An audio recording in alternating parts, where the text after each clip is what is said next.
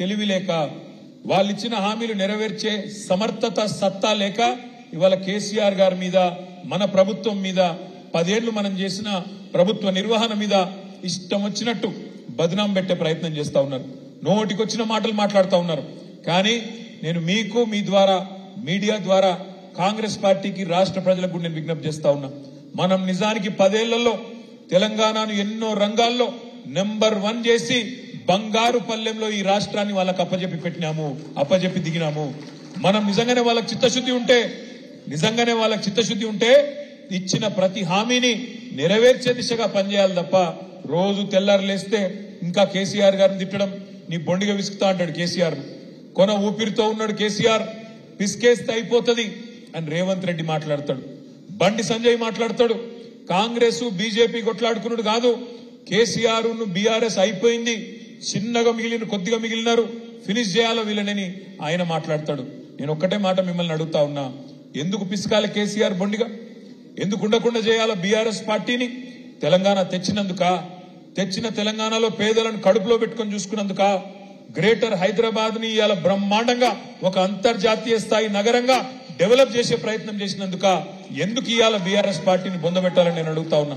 ఇవాళ మీరు చూడండి, స్పష్టమైన ఎజెండాతో పోతున్నారు కాంగ్రెస్ బీజేపీ.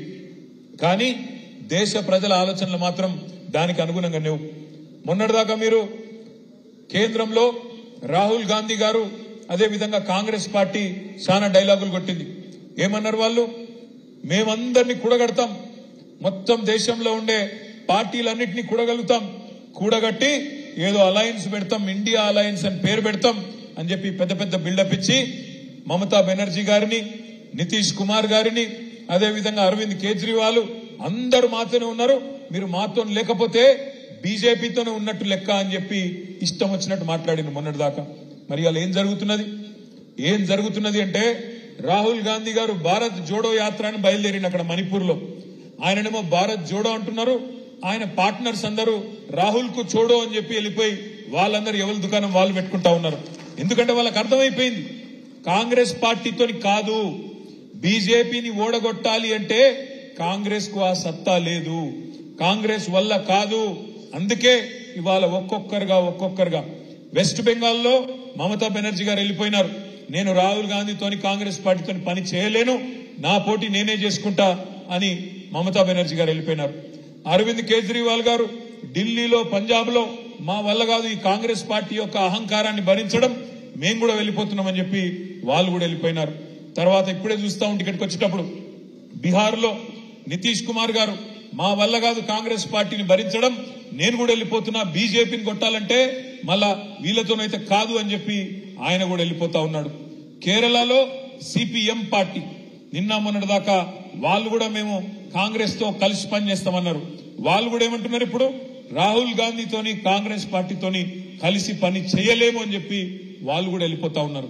అందుకే ఇవాళ మనం ఈ దేశంలో, ఈ రాష్ట్రంలో ఉండే ప్రజలందరికీ మనం చెప్పాల్సింది ఒకటే, బీజేపీని ఆపాలంటే, మోడీని ఎదుర్కోవాలంటే కాంగ్రెస్ పార్టీతోని, రాహుల్ గాంధీతోని కాదు. ఎవరి వల్ల అవుతుంది అంటే, ప్రాంతీయంగా బలమైన నాయకులుగా ఉన్న ఒక కేసీఆర్ వల్ల, ఒక మమతా బెనర్జీ వల్ల, ఒక అరవింద్ కేజ్రీవాల్ వల్ల, ఒక పినరాయి విజయన్ లాంటి నాయకుడు ఎవరి రాష్ట్రాల్లో వాళ్ళు అక్కడ గెలుచుకోగలిగితే అట్లయితేనే బీజేపీ నిలువరించగలుగుతాం తప్ప, లేకపోతే మాత్రం కాంగ్రెస్ పార్టీని నమ్ముకొని ఇవాళ ఈ దేశంలో రాజకీయం చేయాలని ఎవరన్నా అనుకుంటే కుక్కతోక పట్టుకొని గోదావరి ఇదినట్టే అనే మాట కూడా ఈ సందర్భంగా నేను మీకు విజ్ఞప్తి చేస్తా ఉన్నా. ఎందుకంటే మోసం కాంగ్రెస్ నైజం, మోసం చేయడమే వాళ్ళకి తెలుసు. మా తమ్ముడు విష్ణువర్ధన్ రెడ్డి, ఆయన కుటుంబం మొత్తం జీవితాంతం పనిచేసింది కాంగ్రెస్ పార్టీలో, మీ అందరికీ తెలుసు. కానీ ఆ తమ్ముడు గొంతు కూడా కోసి ఇవాళ ఆయనను కూడా అవమానించి ఇవాళ మనం ఇబ్బందులు పెట్టిన వైనాన్ని కూడా మనం చూస్తా ఉన్నాం. ఈ మాట ఎందుకంటా ఉన్నా అంటే, ఒక్క నాయకులను మాత్రమే కాదు, ప్రజలను కూడా మోసం చేయడమే వాళ్ళకి తెలిసింది. ఇవాళ మీరు గమనిస్తా ఉండండి, 100 రోజుల్లో పూర్తి చేస్తామన్నారు. 100 రోజుల్లో 6 గ్యారంటీలను సంతకాలు పెట్టి మరి గ్యారంటీ కార్డులు ఇంటింటికి ఇచ్చినారు. ఇక్కడ మా ఆడబిడ్డలు చాలా మంది ఉన్నారు కాబట్టి నేను మిమ్మల్ని అడుగుతా ఉన్నా, మహాలక్ష్మి అన్నారు, నెలకు 2500 ఇస్తాం, 500 రూపాయలకే సిలిండర్ ఇస్తాం, ఫ్రీ బస్సు అన్నారు. ఈ ఫ్రీ బస్సు అని పెట్టినరు, ఆ బస్సులలో ఎట్లా కొట్లాడుకుంటున్నారో మా ఆడబిడ్డలు నాకంటే బాగా మీరే చూస్తా ఉన్నారు. జుట్లు పట్టుకొని కొట్లాడుకుంటున్నారు, యుద్ధాలు చేస్తున్నారు. అందులోకెళ్ళి ఆ బస్సు ఎక్కనికే, బస్సు లోపలికి ఎక్కనికే ఆ బస్సు డ్రైవర్ సీట్లకి వెళ్ళిపోతున్నారు, కిటికీలకి వెళ్ళిపోతున్నారు. ఒకలతో ఒకరు ఇవాళ చెప్పులు తీసుకొని కొట్టుకునే పరిస్థితి, జుట్లు పట్టుకుని కొట్టుకునే పరిస్థితి. ఇవాళ దిక్కుమాల ఫ్రీ బస్ అని పెట్టి దానివల్ల తీసుకొచ్చినారు. ఫ్రీ బస్సు మంచిదే, నేను కాదంటలేను. కానీ బస్సుల సంఖ్య పెంచండి, పెంచి అందరికి సీట్లు వచ్చేటట్టు చేయండి. ఇటు మగవాళ్ళేమో పాపం మేము పైసలు పెట్టుకుంటున్నాం టికెట్లు, మాకు సీట్లు లేవని మగవాళ్ళు బాధపడుతున్నారు. ఆడబిడ్డలేమో బస్సులు తక్కువైనాయి, మాకేం మా పరిస్థితి ఏంది, మేము కొట్టుకునే పరిస్థితి వచ్చిందని ఆడబిడ్డలు బాధపడుతున్నారు. ఆటో డ్రైవర్లేమో మా పొట్ట మీద కొట్టింది ప్రభుత్వం అని చెప్పి 6.5 లక్షల మంది ఆటో డ్రైవర్లు వాళ్ళు బాధపడతా ఉన్నారు. నేను ఎందుకంటున్నా ఇదంతా అంటే, ఒక పథకం పెడితే ఆలోచించి ముందు వెనుక చూసుకొని సరిగ్గా ఉందా లేదా వ్యవస్థ చూసుకొని సక్రమంగా పెట్టాలి తప్ప ఏదో చేసినామంటే చేసినామనే దానికి ఆగమాగం పెట్టినామంటే పెట్టినాం వెంటనే బిల్డప్ కోసం పెడితే దానివల్ల వచ్చే దుష్పరిణామాలు ఇట్లా ఉంటాయి. అందుకే నేను మిమ్మల్ని అనేది, ఏదో ఫ్రీ బస్ అని ఒకటి పెట్టినారు, కానీ ఇవాళ మీరు ఆలోచించండి. ఈ రాష్ట్రంలో ఓటర్లు తీసుకుంటే 18 ఏళ్లు పైబడ్డ ఓటర్లు తీసుకుంటే 3,18,00,000 మంది ఓటర్లు ఉన్నారు. అందులో సగం మంది మహిళలు, 51% పైగా మహిళలు ఉన్నారు. అంటే 1,57,00,000 మంది మహిళలు ఉన్నారు.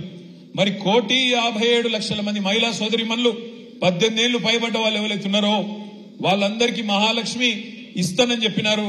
మీకు పార్లమెంట్ ఎన్నికల లోపలనే మార్చి 17 లోపలనే ఇస్తాము, 100 రోజుల్లోనే ఇస్తామని చెప్పినారు.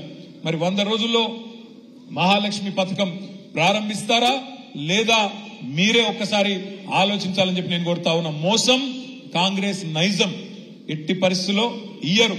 ఇస్తే కూడా ఏం చేస్తారు, 1,57,00,000 మందికి ఇస్తారా? ఇయ్యకుండా తప్పించుకునే ప్రయత్నం చేస్తారు. ఏదో ఒక షరతు పెట్టి ఇంటికొకటని, తెల్ల కార్డని. మీరు ఒక మాట ఆలోచన చేయండి. కేసీఆర్ గారు ఉన్నప్పుడు ఇదే హైదరాబాద్ మహానగరంలో మనం కూడా ఇంటింటికి పోయి సమగ్ర కుటుంబ సర్వే చేసినాం. ఏం చేసినాం అన్నాడు, మీరు ఇళ్లలోనే ఉండండి, మీ ఇంటికే అధికారులు వస్తారు, వచ్చి అన్ని వివరాలు రాసుకొని పోతారు అని చెప్పి ఇళ్లలోనే ఉండండి, దయచేసి ఇంట్లోంచి బయటికి కదలకండి అని చెప్పి మీరు ఇంట్లో మంచిగా కడుపులో చల్లగదలకుండా ఉంటే ఇంటికి అధికారులను పంపించి అన్ని వివరాలు రాసుకున్నాం.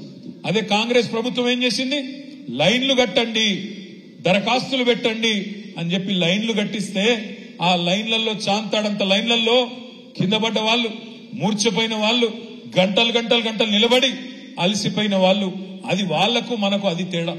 వాళ్ళేమో ప్రజలను లైన్లో నిలబెట్టి గందరగోళం చేస్తే ఇస్తాము అని చెప్పి ఊరించి ఆఖరికి 6 నెలల పాటు ఊరించి పార్లమెంట్ ఎన్నికల గండాన్ని ఎట్లా దాటాలన్న ఆలోచన వాళ్ళు చేస్తే మనం మాత్రం 10 ఏళ్లు చిత్తశుద్ధితో తప్పకుండా పేదవాళ్ళని కాపాడుకోవాలనే కార్యక్రమం మనం చేసినాం.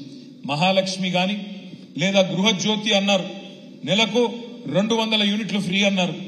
ఏమన్నారు రేవంత్ రెడ్డి గారు ఎలక్షన్ కి ముందు, మీరు వచ్చే నెల బిల్లు కట్టకండి, వచ్చే నెల బిల్లు కట్టొద్దు, డిసెంబర్ నెల బిల్లు కట్టొద్దు, సోనియమ్మ కడుతుంది అక్క అని చెప్పిండు. కట్టిందా సోనియమ్మ ఈ నెల బిల్లు? వచ్చే నెల కడుతుందా సోనియమ్మ? ఇంకొక ఆయన మంత్రి ఉన్నాడు వెంకటరెడ్డి గారు, ఆయన అన్నాడు, మిమ్మల్ని ఎవరైనా వచ్చి అధికారి బిల్లు అడిగితే వెంకటరెడ్డి చెప్పిండని చెప్పండి, బిల్లు కట్టకండి పంపించేయండి అన్నాడు. మరి నిలబెట్టుకున్నారా మాట? నాకు తెలుసు ఇంకో 50 రోజులు టైం ఉంది, నాకు కూడా తెలుసు. కానీ నేను యాద్ చేస్తున్నా, వాళ్ళని ఏం అంటలేను, తిడతలేను.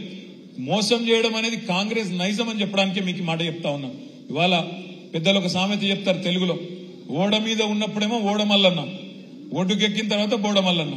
ఇది కాంగ్రెస్ పార్టీ ఒక అలవాటు. ఓడ మీద ఉన్నంతసేపు మల్లన్న ఓడమల్లన్న అని మాట్లాడతారు, ఒడ్డుకెక్కిన తర్వాత గట్టుకెక్కిన తర్వాత